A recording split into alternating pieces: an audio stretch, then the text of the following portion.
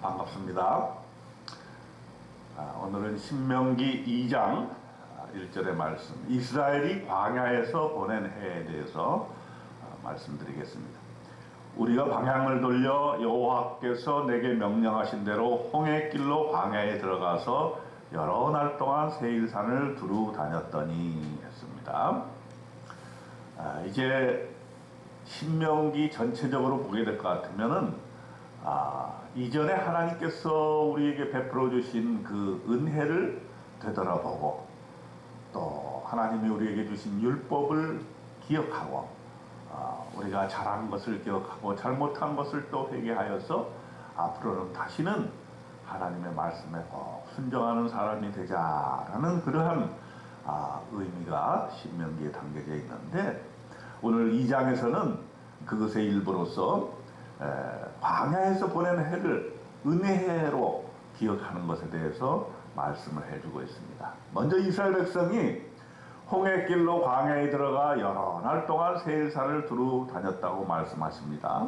여호와께서 말씀하시는데, 돌이켜 북으로 나아가라.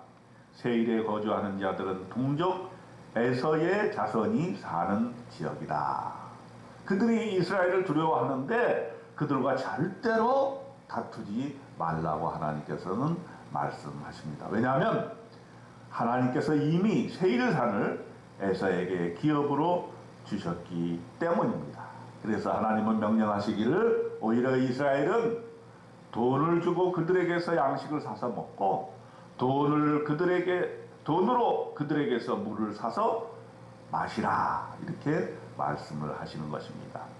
즉 형제와는 절대로 다투지 말라, 이렇게 말씀하시고 광야의 40년을 기억하게 말씀하십니다. 신명기 2장 7절에 보게 될 것 같으면, 내 하나님 여호와께서 네가 하는 모든 일에 네게 복을 주시고 네가 이 큰 광야에 두루 다님을 알고 네 하나님 여호와께서 이 40년 동안을 너와 함께 하셨으므로 네게 부족함이 없었느니라 하시기로 그랬습니다. 이스라엘 백성들은 40년 동안 광야에서 고생만 한 것으로 기억하지만 절대 그것이 아니다라는 거예요. 하나님이 이미 광야의 생활을 통해서 너에게 복을 주셨고 40년 동안 너와 함께 하셨다라는 거예요. 불기둥과 구름기둥으로 함께 하셨고 만나와 메추라기로 함께 하셔서 일용할 양식을 주셨기 때문에 절대로 광야의 생활에서 부족함이 없었다는 것이죠. 그렇기 때문에 불평과 불만과 원망보다는 항상 어떠한 어려운 상황에서도 결코 하나님을 원망하지 말고 하나님께 감사하고 그의 은총을 기억하라 하는 것이죠. 광야의 생활이 어렵고 힘든 여정이었지만 생각해보면 그것은 축복의 길이었고 하나님을 알게 되는 계기가 되었고 하나님의 백성이 되어가는 계기가 되었다는 것입니다. 저와 여러분도 우리의 어려운 시절을 항상 생각해 보면서 하나님께서 그 여정을 통해서 나를 하나님 만나게 만들어 주셨고 나를 하나님을 알게 만들어 주셨고 생각해 보면 그 모든 것이 하나님의 은총이었다는 사실을 깨달아 알으라는 그러한 오늘의 메시지가 되겠습니다. 그리고 이제 하나님께서 광야의 길을 또 젖과 꿀이 흐르는 땅으로 들어가면서 어떤 때는 싸우지 말라라고 말씀하시고 어떤 때는 싸우라고 말씀을 하십니다. 이제 그 세부 내용이 있는데요. 세일산에 거주하는 에서의 자손을 떠나서 아라바를 지나며 엘락과 에시온 게벨 곁으로 지나 행진하고 돌이켜 모압 광야 길로 지났다 했습니다. 여기서 모압과 싸우지 말라고 하나님께서 하십니다. 왜 그러냐면 롯 자손에게 아르를 기업으로 주셨기 때문입니다. 그리고 세례 시내를 건너가라고 말씀하십니다. 가데스 바네에서 떠나 세례 시내를 건너까지 38년이 지났던 것입니다. 그리고 그때의 그 시대의 군인들이 다 여호와의 말씀대로 멸망을 하게 되었습니다. 이것은 다 하나님의 명령에 순종하지 아니하고 하나님을 원망했기 때문에 망했다, 이렇게 성경은 말씀하고 있는 것이죠. 그리고 암몬 족속의 땅을 절대로 건드리지 말라, 이렇게 명령을 하십니다. 그 다음에는 싸워야 될 곳을 얘기하고 있어요. 아르논 골짜기를 건너라고 말씀하시고 헤스본 왕 아모리 사람 시혼과 그의 땅을 내 손에 넘겼은즉 이제 더불어 싸워서 그 땅을 차지하라. 그 땅을 차지하라. 이렇게 얘기하고 있습니다.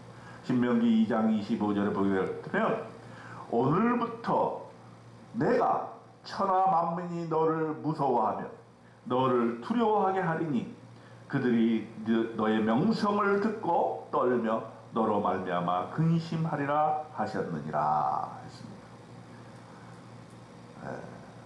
싸우지 말아야 될 것과 싸워야 될 것을 분명히 구별하고 이제 오늘부터는 천하 만민이 너를 무서워하게 될 것이니 싸워라 그리고 차지하라 이렇게 말씀을 하십니다. 그래서 이스라엘이 헤스본 왕 시온을 치고 34절에 보게 될 것 같으면 그때 우리가 그의 모든 성읍을 점령하고 그의 각 성읍을 그 남녀 유아와 함께 하나도 남기지 아니하고 진멸하였다 라고 했습니다.